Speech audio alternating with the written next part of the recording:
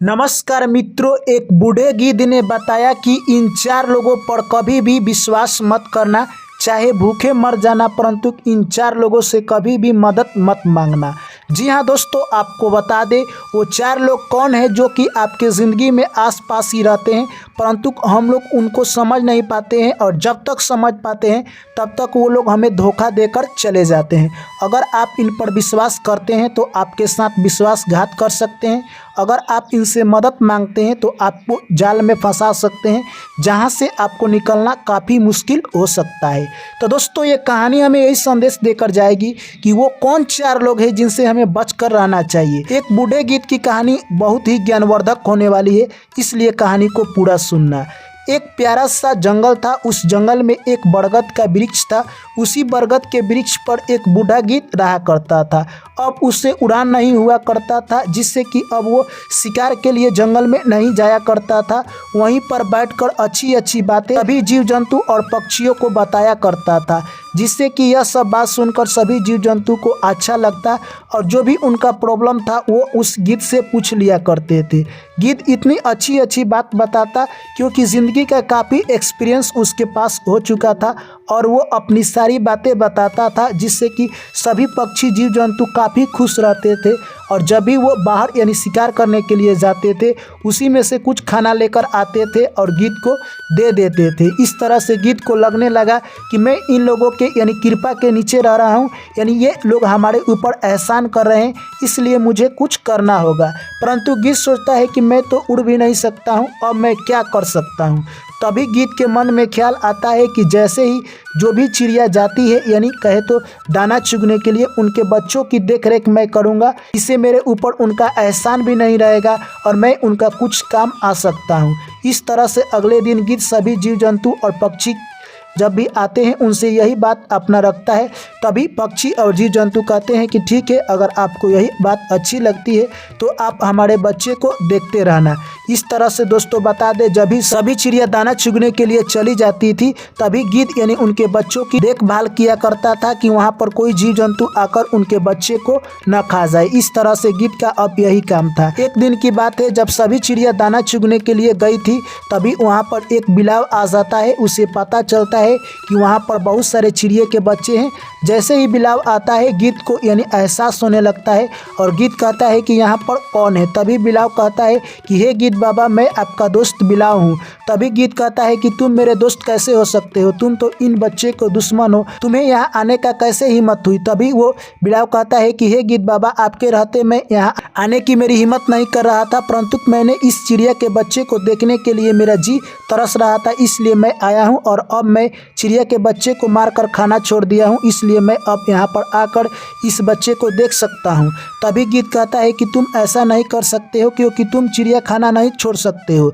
तभी वो बिलाव कहता है कि हे गिद्ध बाबा, आप मुझ पर विश्वास कीजिए, क्योंकि मैंने ये सारा काम छोड़ दिया है। तभी गिद्ध कहता है कि मुझे तुम पर विश्वास नहीं होता है। उसके बाद बिलाव कहता है कि मैं अब शाकाहारी हो चुका हूँ, मांस मछली खाना छोड़ चुका हूँ। इस तरह से दोस्तों यह बात कहकर गिद्ध से वहाँ से यानी बिलाव घर पर चला जाता है और अगले दिन फिर आता है। इस तरह से यानी कहे तो गिद्ध के ऊपर बिलाव अपनी यानी दोस्ती का हक जमाने लगता है और विश्वास बना लेता है। इस तरह से आपको बता दें, अब जब भी चिड़िया दाना चुगने के लिए बाहर चले जाते थे, बिलाव आता था और उन बच्चों की देखरेख किया करता था और गिद्ध के साथ उसकी दोस्ती हो गई। परंतु एक दिन की बात है, जब यानी बिलाव आता है और देखता है कि आज मेरा मन कर रहा है कि एक बच्चे को मैं मारकर खाऊं। तभी वो एक बच्चे को मारकर खा जाता है और गिद्ध यह सब देख रहा था, परंतु उसे दिखाई नहीं देता है। तभी बिलाव समझ जाता है कि ये गिद्ध अंधा है, ऐसे ही यानी कहे तो अनजात पर किसी से बात करता है। इस तरह से दोस्तों आपको बता दें, अब बिलाव यानी रोज शिकार करने लगा, यानी कहे तो अब डेली चिड़िया के बच्चे को मारकर खाता और गिद्ध को पता भी नहीं चलता। यानी बिलाव अब गिद्ध की सच्चाई जान चुका था। गिद्ध उस बिलाव से दोस्ती इसलिए कर लेता है कि ये मेरा दोस्त रहेगा और मुझे दिखाई भी नहीं देता है, ये मेरा काम करता रहेगा और मैं बैठा रहूँगा। परंतु बिलाव अपना मकसद पूरा कर रहा था। इस तरह से दोस्तों आपको बता दें, जब शाम को चिड़िया आती है तो देखती है कि उसमें से कुछ बच्चे गायब है। तभी सभी चिड़िया कहती है कि हे गिद्ध बाबा, आज हमारे कुछ बच्चे गायब है।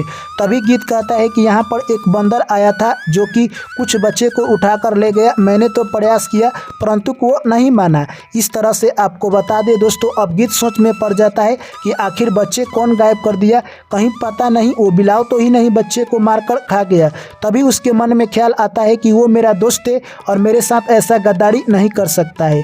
इस तरह से दोस्तों फिर अगले दिन जब चिड़िया सभी चली जाती है दाना चुगने के लिए, फिर वो बिलाव आता है और गिद्ध से मीठी मीठी बातें करने लगता है। और आज कहे तो मौका मिलते ही बहुत सारे बच्चे को मारकर खा जाता है और कुछ बच्चे को मारकर वहीं पर छोड़ देता है। उसमें से जो भी हड्डियां बचता था गिद्ध के ले जाकर यानी कहे तो घोंसले के पास रख देता है।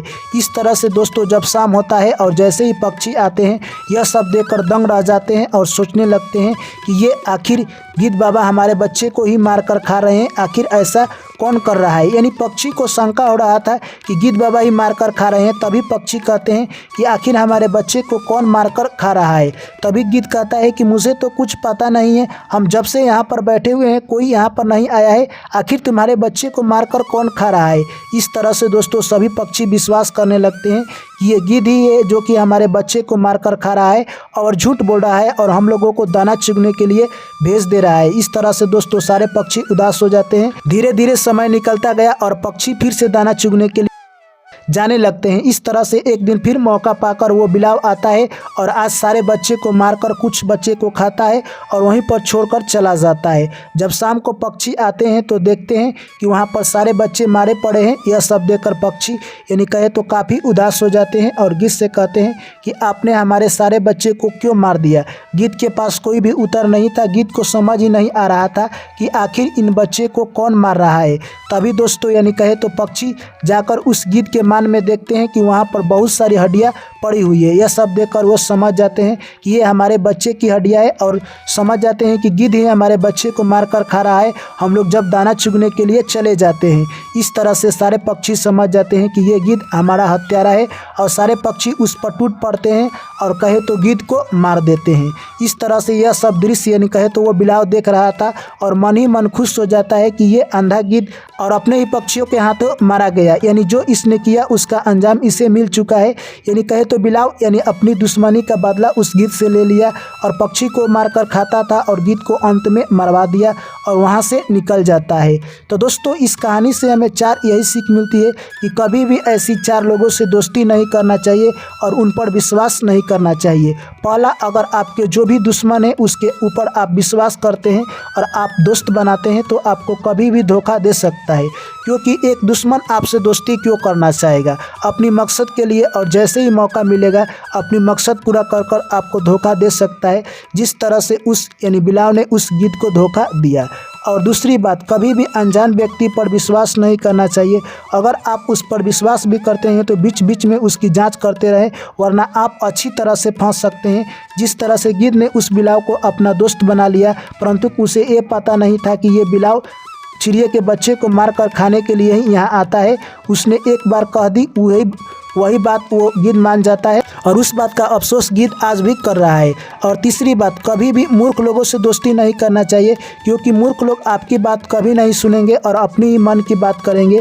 जिस तरह से वो बिलाव यानी कहे तो चालाक होते हुए भी मूर्ख बन जाता है और गिद्ध से दोस्ती कर लेता है और अपनी काम पूरा कर लेता है। और चौथी, यानी अजनबी पर कभी भी विश्वास नहीं करना चाहिए, क्योंकि अजनबी आपके पास आएंगे और अपनी मकसद पूरा हो जाने पर आपको छोड़कर चले जाएंगे। जिस तरह से यानी वो बिलाव सारे बच्चे को मारकर खा जाता है और गिद्ध को उन्हीं के पक्षियों के द्वारा मरवा देता है, क्योंकि ये शक हो जाता है कि आखिरकार गिद्ध ने ही इन बच्चे को मारकर खाया होगा, क्योंकि सारी हड्डियाँ गिद्ध के मान के ही पास मिली है। तो इस तरह से इन चार लोगों से जो भी व्यक्ति बच कर रहता है उसकी ज़िंदगी में उन्नति होती है और वो कभी भी किसी मुसीबत में नहीं फंसता है। तो दोस्तों मैं आशा करता हूँ कि ये कहानी आप लोगों को समझ में आई होगी। जो भी मेरे प्यारे साथी भाई एवं बहन और दर्शकगण चैनल पर पहली बार आए हैं, चैनल को सब्सक्राइब और वीडियो को लाइक कर लीजिए।